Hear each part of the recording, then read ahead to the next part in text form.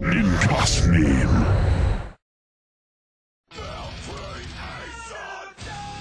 On to game 3. Been a fantastic set so far, I have to say. Both of the first games were just amazing to watch.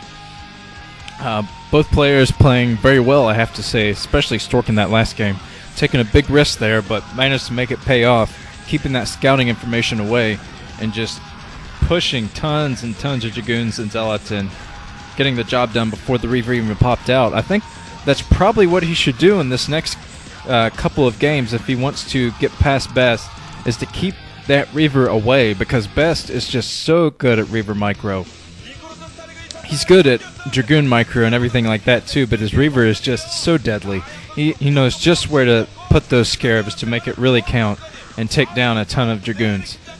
Both these guys looking so focused, ready to go. See Stork pulling on his fingers a little bit there. Must take a lot of APM to get that many gateways out. Let's see if he goes something crazy like quad gateways again in this game. Both players have gone for crazy strategies and won in these last one. You see BeSt cheesed in that first game. He didn't really win with the cheese, but he got a lot of economic damage and was able to build up. And Stork with quad gateways. That was amazing. And we'll see what happens in this next game. It would be nice to see just a really long, epic game between the two, but both of the last games have been so short, I'm not sure if we should expect that kind of thing again. 4, 3, 2, 1, 0.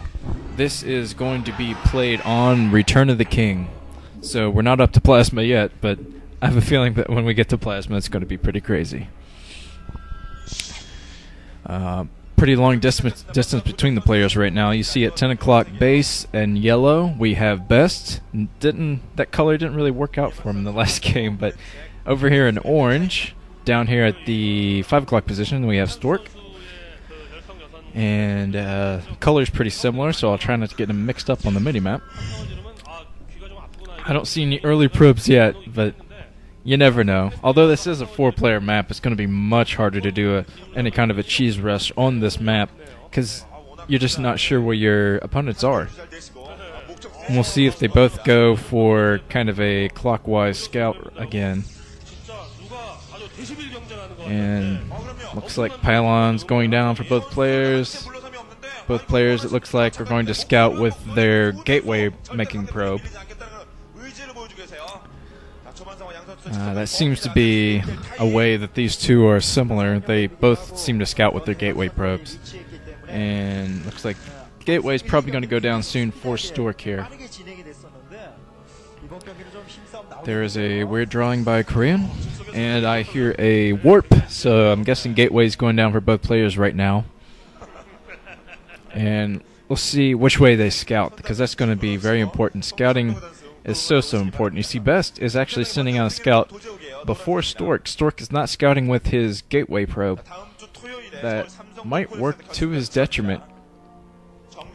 And it looks like BeSt has deduced where Stork is by looking halfway to that other top. No, it looks like he is going to scout this top base.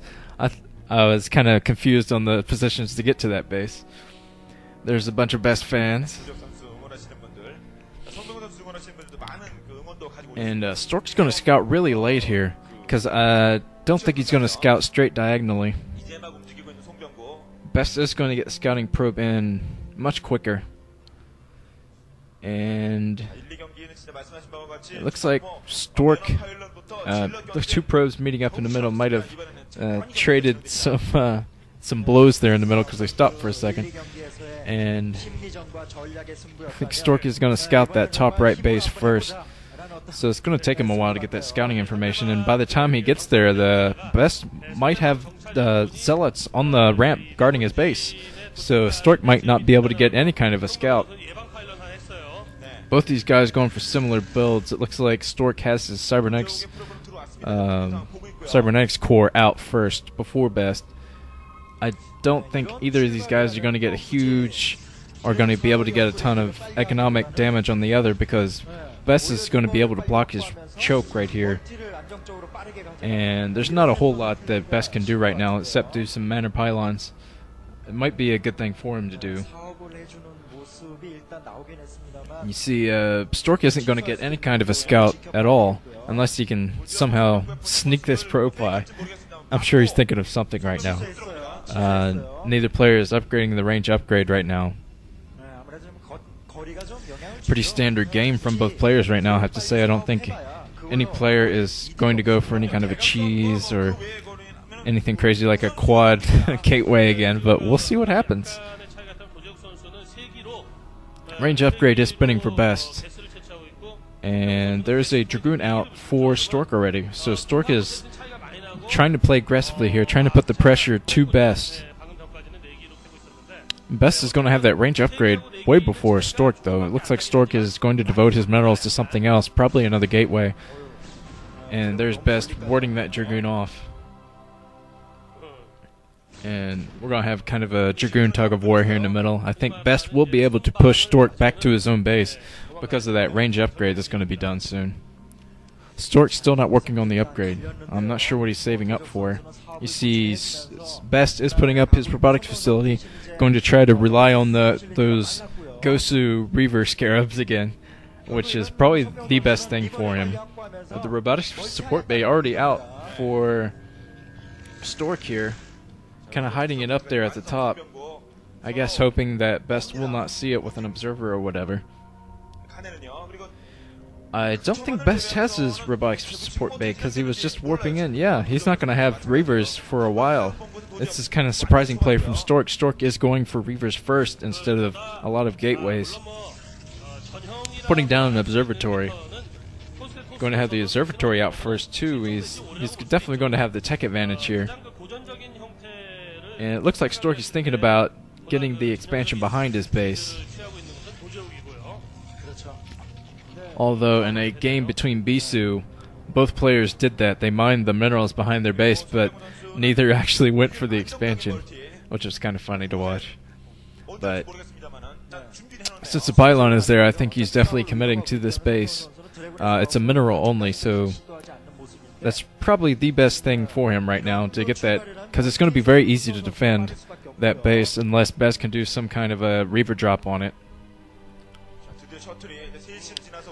Looks like BeSt is pushing up with more Dragoons here, trying to hold his natural expansion and get, I think he's going to try to get that base right next to his base. And Stork's moving out with a shuttle here. I don't know. You see, BeSt is putting down the Nexus, so that last game didn't phase him too much. It's kind of a risk by him, I think, because if Stork had gone for the same strategy, same quad gateway strategy in this, I think the BeSt could be in trouble, but BeSt is going to be able to spot this shuttle coming in with the vision from his Nexus, I believe. He doesn't have Dragoons in position, so he hasn't seen it yet. And Stork might be in trouble here because that vision is going to spot him. And here comes Stork with some kind of harassment. I'm not sure what he has in that shuttle. Oh, he has a Reaver already, so... Oh, man! Mage! Almost every probe from BeSt going down. BeSt has got to be just sweating bullets now. That was one of the most epic Reaver Scarabs I've ever seen. Two of them, actually. So many probes going down for BeSt. Just such an economic advantage for Stork right now. Oh my god. I can't believe it just happened there. That was so Gosu by Stork. And now you see Stork already has his expansion up and running, so Stork is just somehow just so far ahead in this game right now. You see that BeSt is getting Reavers out right now. He's probably going to try to be aggressive.